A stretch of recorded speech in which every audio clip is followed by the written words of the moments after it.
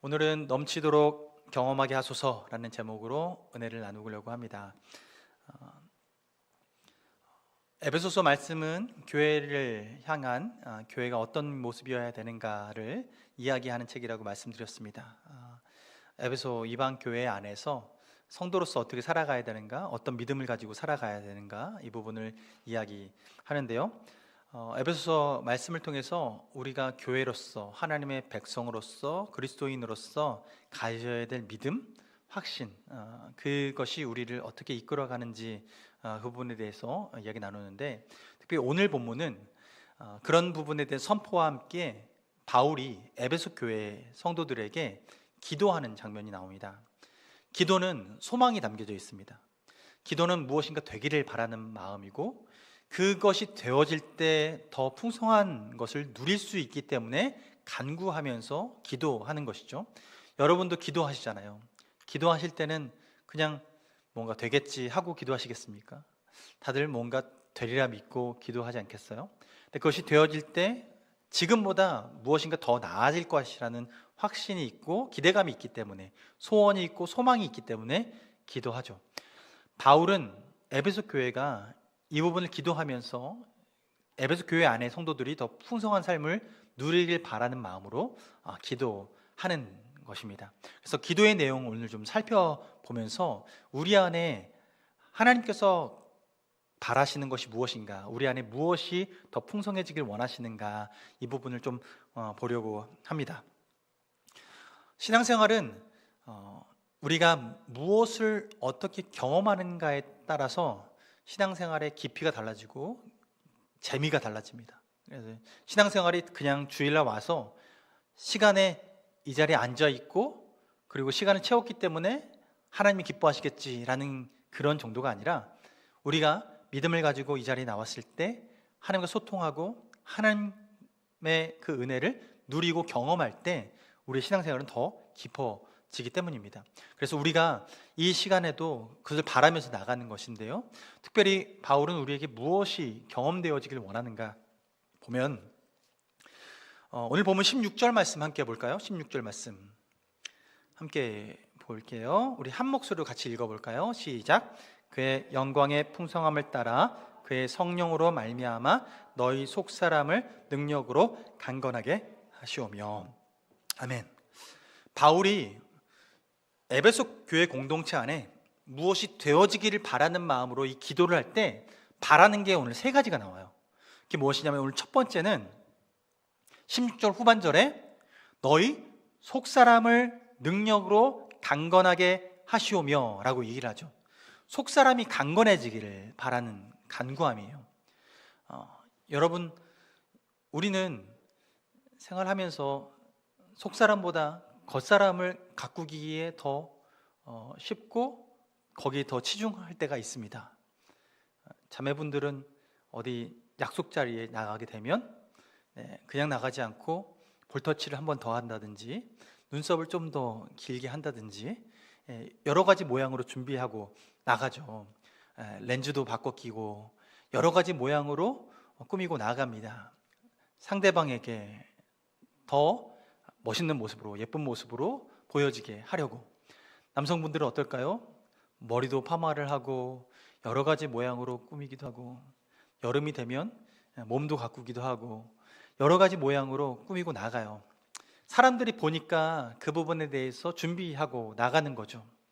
근데 오늘 본문에서 바울은 에베소 교회 성도들에게 무엇을 꾸미길 바라는가? 바로 속사람을 강건하게 하기를 바라고 있습니다. 우리는 대인관계를 잘하려면 겉을 잘 꾸며야 되고, 우리가 말하는 화법도 잘 준비해야 되고 여러 가지 준비해야 될 것이 있을 거예요. 그런데 우리가 주님과 함께 하는 하나님의 백성이라면, 우리가 주님 앞에 설 때 어떻게 살아가면 좋을 것이고, 또한 이 땅에서 살아가면서 주님의 백성답게 살아가려면 우리가 무엇이 준비되어야 되는가? 바로 속사람이 강건해야 한다라는 거죠. 우리 겉사람이 있는 것처럼 우리 속사람도 있다라는 거예요. 우리는 흔히 사람을 이제 성격으로 나눠서 이해를 하는데요, 육체로 사람을 이해하고요, 또 육체 안에 뭐가 있다고요? 영이 있고 혼이 있고, 혼과 영으로 구분해서 영과 혼과 육으로 구분하는 구분법으로 사람을 이해하게 돼요. 근데 우리가 아는 영과 혼은 구분되지 않고, 또한 영과 혼과 육도 사실 명확하게 떼어낼 수는 없어요. 이해하려고 하니까 구분해서 설명하는 것이지, 그걸 떼어놓고 볼 수는 없는 하나의 일체된 모습인 것인데, 영과 혼과 육. 그런데 오늘 본문에서 우리에게 말씀하는 부분은 무엇이냐? 속사람을 강건하길 바란다 라고 말하는 것은 우리 겉으로 보는 육체, 그걸 넘어서서 그 안에 있는 영혼이 강건하기를 바란다 라고 이야기하는 거예요. 여러분, 영혼이 강건하길 바랍니다.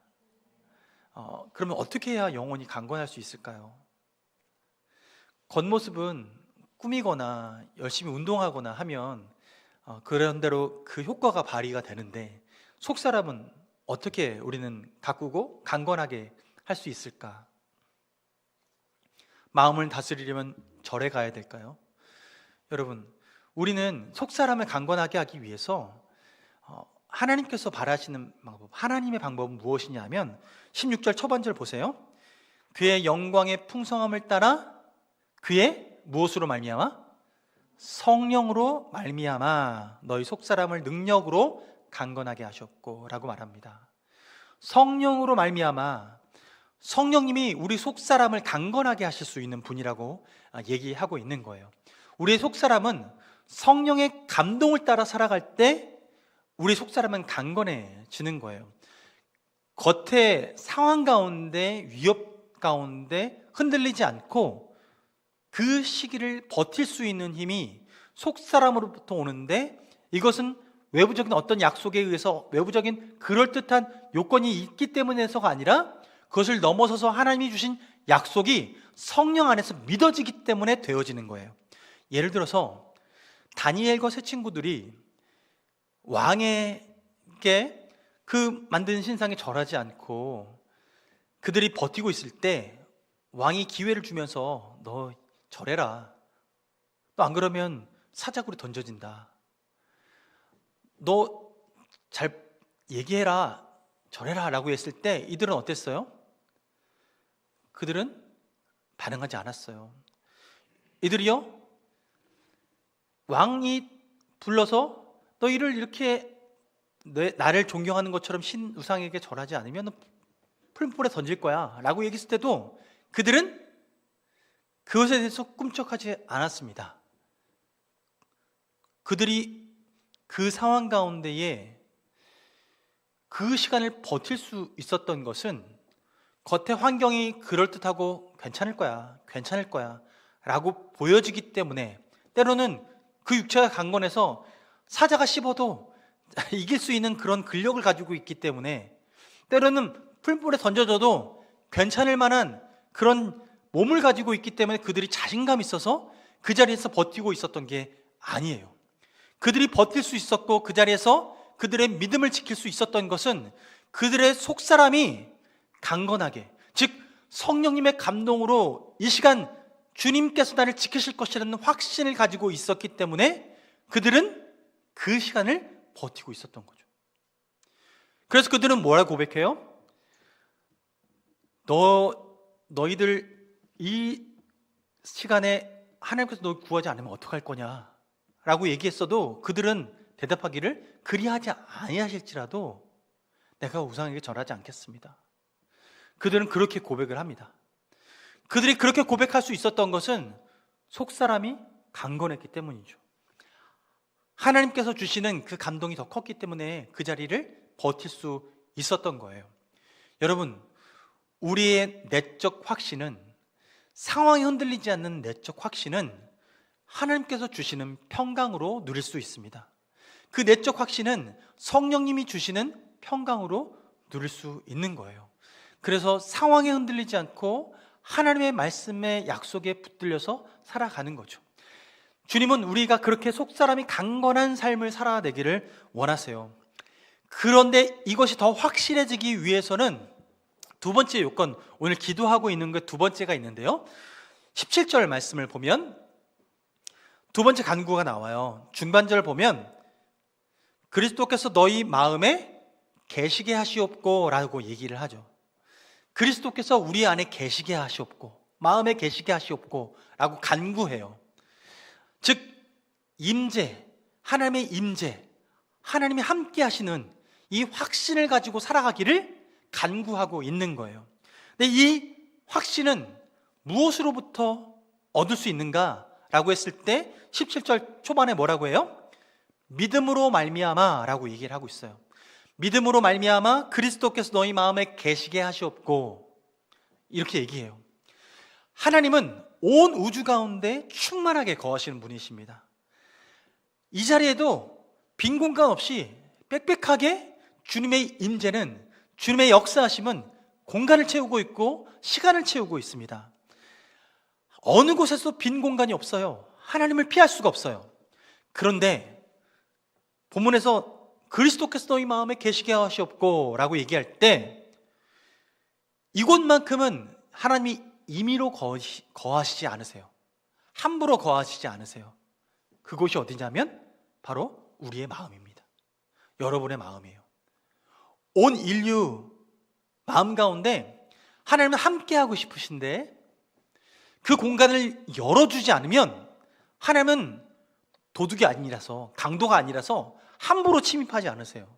그러니 주님은 우리가 그 마음을 열어놓기를 기다리고 고대하고 계세요. 세상 사람은 그래서 두 부류예요. 그 마음을 연 사람과 아직 열지 않은 사람. 그 차이는 무엇이냐? 열면 구원받고 열지 못하면 구원받지 못하는 거죠. 열면 주님이 함께 하시는 것이고 열지 않으면 주님이 함께 하지 못하시는 거예요. 하나님은 그 함께 하는 자를 통해서 이 땅을 이루어 가시고 하나님 나라를 이루어 가시는 거죠. 그래서 믿음으로 말미암아 그리스도께서 너희 마음에 계시게 하시옵고 라고 간구해요.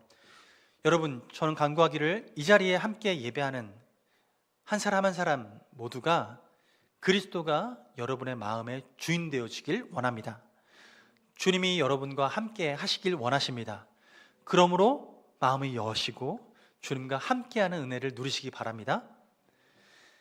그래서 지금 우리 속사람이 강건하려면 우리 안에 성령의 감동으로 그 은혜 가운데 외부 환경이 흔들리지 않고 우리 속사람이 강건할 수 있는데, 그런데 그 속사람이 강건할 수 있는 반석이 무엇이냐 하면 주님의 임재예요. 예수 그리스도의 임재예요. 함께함이에요. 동행함이에요. 주님이 함께 하신다는 것을 알아야 한다는 거죠.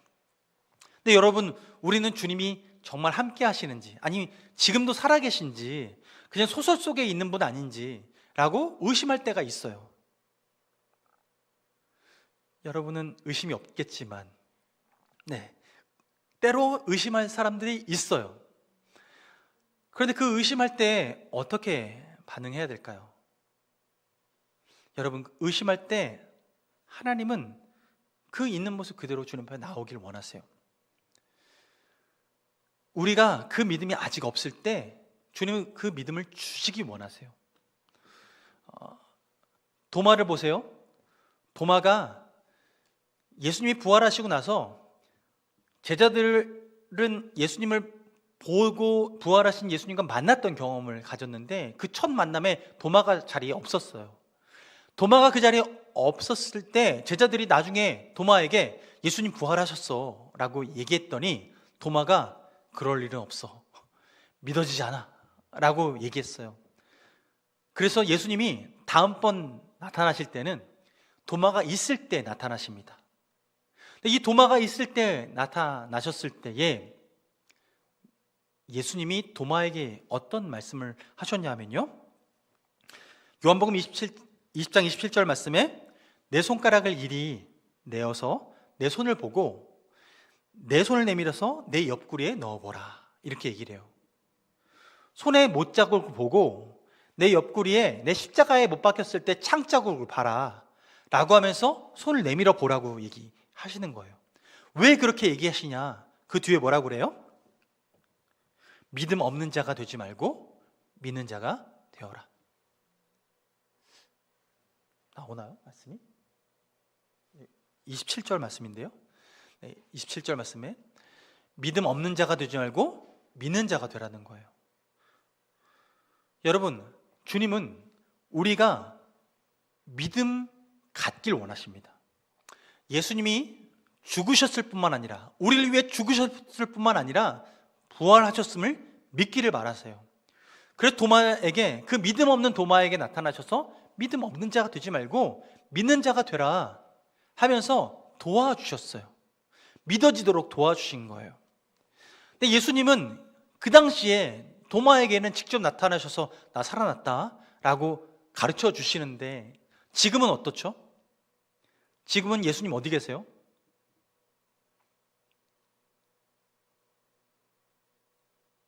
모르겠는데요. 여기는 안 계신 것 같네요. 그렇게 생각하시나요? 여러분, 하나님 우편에 앉아 계시죠? 예수님은 하나님 우편에 앉아 계신데 예수님과 동일하게 우리를 도와주시려고 오신 분이 계세요. 그분이 바로 성령님이세요.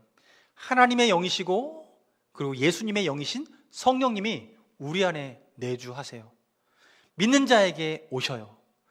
그래서 당시에 도마에게, 믿지 못하는 도마에게 믿음을 더해 주시려고 여기 손을 내밀어서 봐, 그리고 창 잡고 만져봐 라고 말하면서 믿음 없는 도마를 믿음 있게 도와주셨던 것처럼, 지금 오늘날에는 성령님께서 기록된 말씀을 읽고 들었을 때에 이 말씀이 경험되어지도록 도와주세요. 주님이 정말 살아계시는구나, 하나님 정말 살아계시는구나, 이것을 경험할 수 있도록 도와주세요. 이 도와주시는 성령님이 이 땅 가운데 함께 하시면서 깨닫게 해주시는 거예요. 여러분, 주님은 오늘도 우리에게 믿음 있는 자가 되기를 원하십니다. 그래서 주님은 이 믿음 있는 자가 됐을 때 우리에게 있는 은혜가 무엇인가? 요한복음 15장 5절 말씀을 보면 주님께서 이렇게 말씀하세요. 나는 포도나무요, 너희는 가지라. 그가 내 안에, 내가 그 안에 거하면 사람이 열매를 많이 맺나니 나를 떠나서는 너희가 아무것도 할 수 없습니다. 뭐라고 하세요? 포도나무인데 너희는 가지야, 그렇게 얘기하면서 그가 내 안에, 내가 그 안에 거하면 사람이 뭘 많이 맺는데요? 열매를 많이 맺는데요. 지금 예수님과 우리를 비유하면서 예수님은 포도나무라고 얘기하시고 우리를 가지라 비유하시면서 그 가지가 줄기에 잘 붙어 있으면 열매를 맺는다라고 얘기를 해요. 오늘 읽은 본문에서는 믿음으로 말미암아 그리스도께서 너희 마음에 계시게 하시옵고 라고 얘기를 했는데, 주님의 임재, 주님의 함께 하시는 이 인식을 하고 살아가면 주님께서 우리에게 어떤 은혜가 있다라고 얘기하냐면 열매가 풍성히 넘칠 것이라 라고 약속해 주고 있어요. 이 말씀을 풀어서 설명하는 게 7절 말씀, 요한복음 15장 7절 말씀에 얘기하는데요. 그래서 얘기하시기를 너희가 내 안에 거하고 내 말이 너희 안에 거하면 무엇이든지 원하는 대로 구하라. 그리하면 이루리라. 주님을 경험할 수 있고 체험할 수 있도록, 마치 도마에게 만져보고 경험할 수 있도록 하신 그 은혜가 지금 우리에게 이 믿음으로 예수 그리스도 그 이름 안에서 내가 주님과 함께 있다는 그 믿음을 가지고 주님 앞에 기도하고 간구할 때 이 기도의 응답이 우리에게 이루어짐으로 경험되는 거예요. 하나님이 경험되는 거예요. 주님께서 이 경험을 통하여서 우리에게 믿음을 더 견고하게 하시고 이 믿음의 선순환을 일으켜 내신다는 것이죠. 주님은 우리가 이 믿음 가운데 견고히 서기를 원하시는 거예요. 그럴 때 우리는 무엇을 또한 확신할 수 있느냐? 바울은 이것을 또한 기도로 고백하는데요, 세 번째 간구함의 내용이에요. 18절 말씀을 보면요, 18절 19절 말씀 보면 보세요. 18절 먼저 읽어볼게요. 함께 읽어봅니다. 시작. 능히 모든 성도와 함께 지식에 넘치는 그리스도의 사랑을 알고. 자, 19절에는요 그 후반절에 뭐라고 하냐면요, 하나님의부터 읽을게요. 시작. 하나님의 모든 충만하신 것으로 너희에게 충만하게 하시기를 구하노라. 아멘. 하나님께서 가지신 충만한 그 능력을 너희가 충만하게 경험하길 원한다는 거예요. 이게 세 번째 간구예요.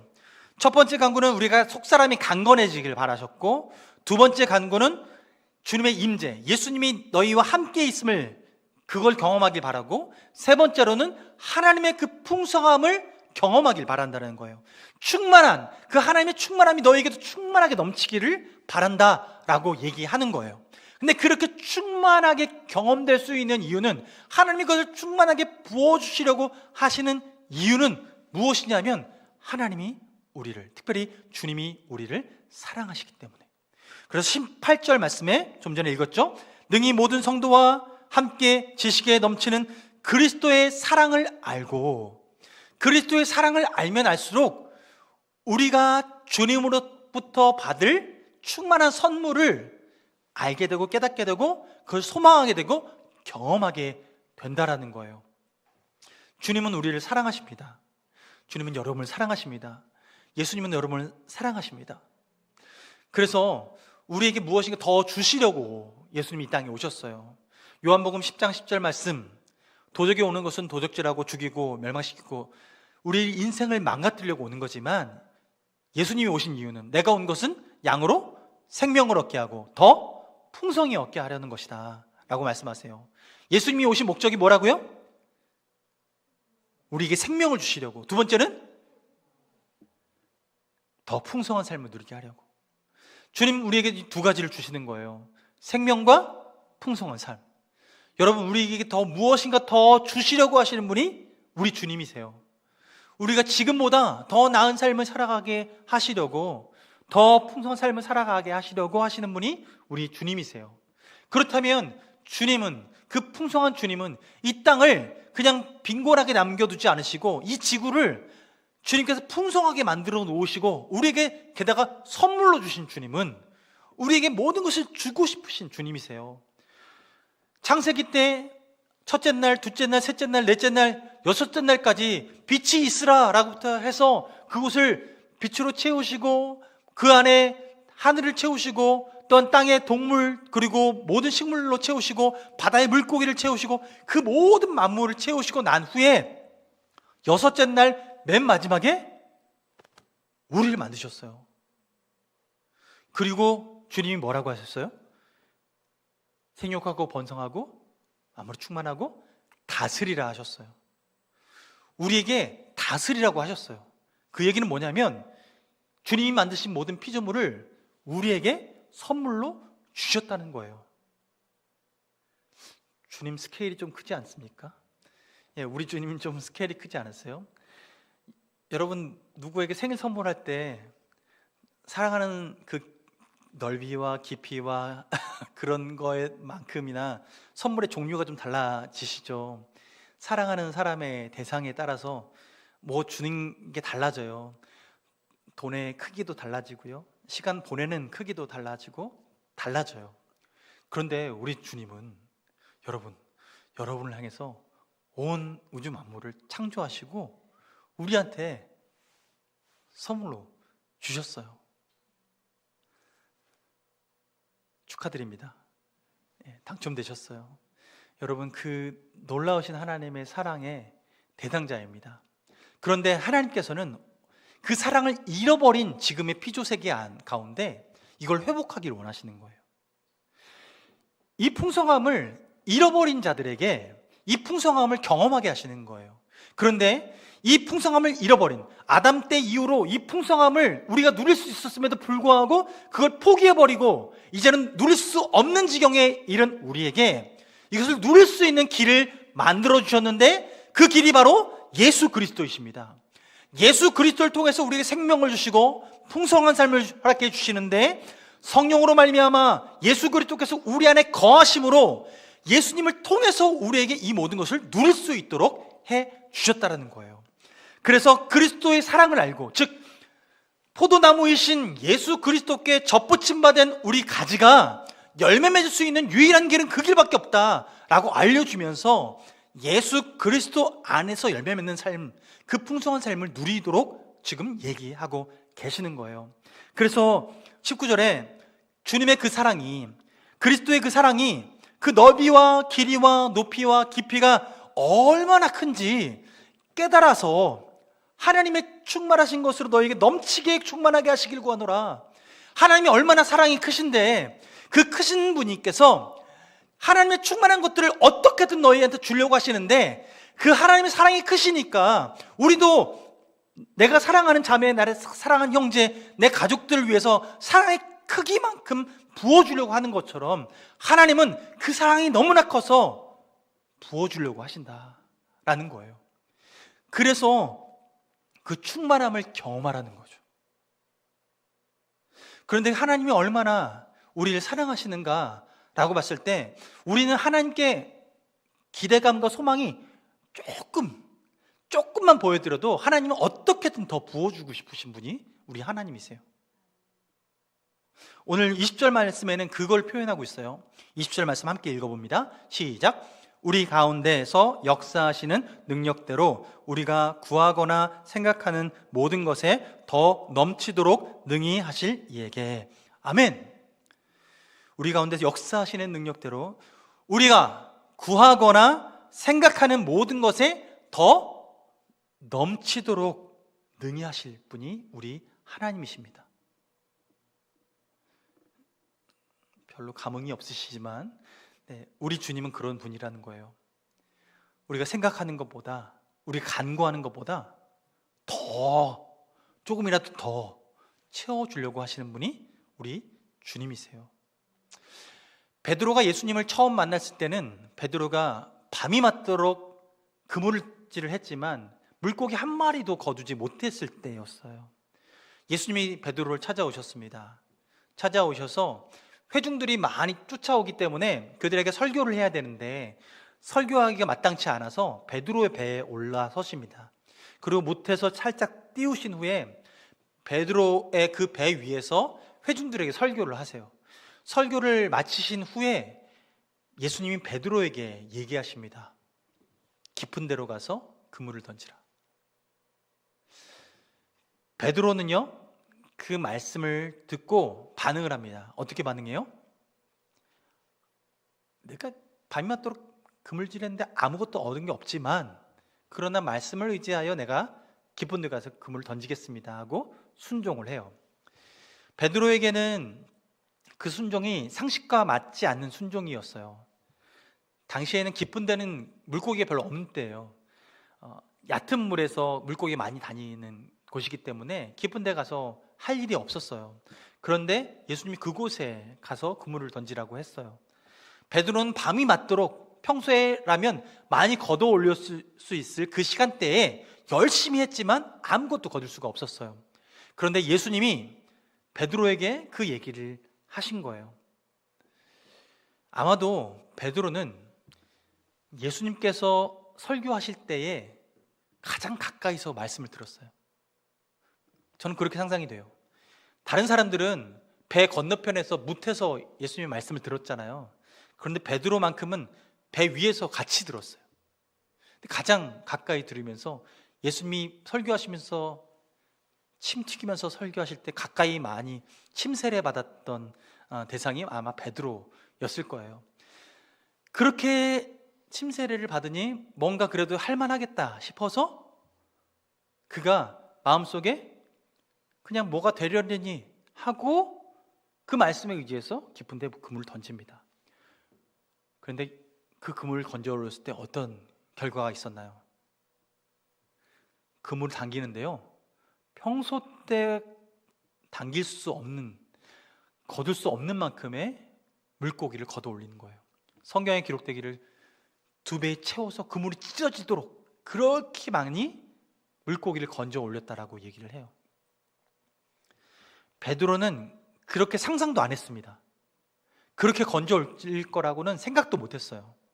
그런데 베드로는요, 예수님의 그 말씀, 그 한 말씀에 그냥 작은 한 줄기를 딱 접붙임 시켰어요. 그랬더니 그가 생각하는 것 이상으로 거두어 드린 거예요. 그 은혜가 있는 거예요. 여러분, 예수님께서는요 5,000명의 무리들이 예수님을 따라왔을 때에 그 설교 말씀을 듣고 사람들이 배에서 어느 순간 꼬르륵 소리가 들리는데 5,000명이 동시에 꼬르륵 한번 하시는 거 생각해 보셨어요? 꼬르륵 했는데 5천 명이 동시에 한 번 할 땐 아마 함성이 들렸을 것 같아요. 예수님을 쫓아서 말씀을 들으려고 왔던 사람들의 그 상황을 아셨어요. 그리고 영적으로는 뭔가 속사람을 강건하게 한다고 말씀을 듣는데 겉사람은 어때요? 배가 고프잖아요. 근데 그냥 돌려보내기 너무나 아쉽죠. 미안하죠. 그러니 예수님께서 제자들에게 너에게 있는 것으로 그들에게 주어라 라고 했을 때 빌립이 가져온 것은 한 소년의 도시락이었죠. 그 안에 담겨 있는 게 뭐예요? 오병이어 5개의 떡과 2마리의 물고기예요. 이걸 무엇으로 할 수 있을까?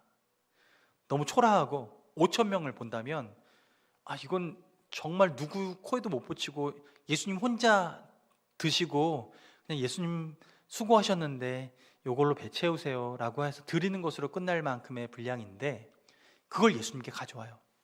그런데 예수님은 어떻게 하시냐면 그걸 가지고 하나님께 감사기도 드리시고 떼어서 나누어 주기 시작하셔요.